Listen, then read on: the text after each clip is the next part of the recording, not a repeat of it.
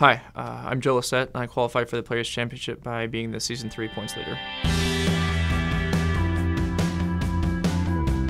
Well, the answer to when I started playing Magic and when I started playing competitively is very different.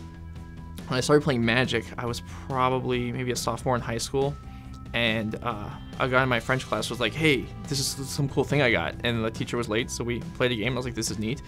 And then so my friends and I started playing. So we were then playing more realistic decks that were still terrible. And then I went to college, and I didn't really play in college. And then after that, then I started actually playing in qualifiers and actually playing competitively.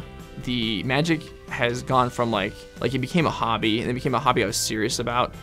And now it's really what I focus on. It's the focus of you know, there's not a day that goes by that I don't think it, but at least to some degree. The first time I really won anything was I won an Onslaught block qualifier. It was extended. I won an extended qualifier during Onslaught season. That was the first time I actually accomplished anything and went to my first pro tour and got crushed. So my first thought when they announced the Players' Championship was, wow, that's really cool. There's no way anyone on the West Coast will be able to qualify for that.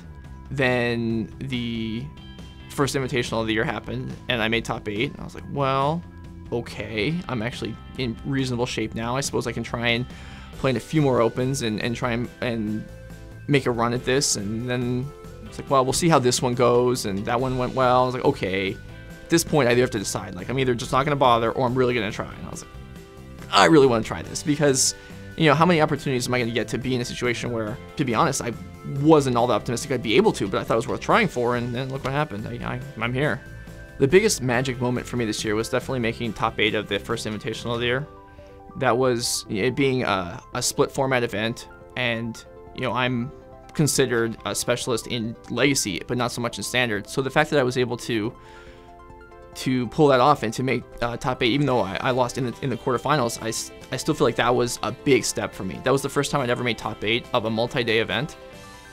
And that was something also that at the beginning of the year I put on my list of goals for the year. I was like, I want to make a top 8 of a two-day event, and I was able to do that right off the bat. Yeah, I gotta tell you, I'm really, really excited to play Legacy this weekend, because I think the deck is fantastic, and I want to put it out. I want to put it out there. So I worked on it with a couple of my real life friends back home. I haven't played it online or anywhere on stream or anything. I was thinking to myself, this deck is exciting, and if anyone sees me playing it, it's not going to be a secret, and maybe that doesn't matter, but maybe it does.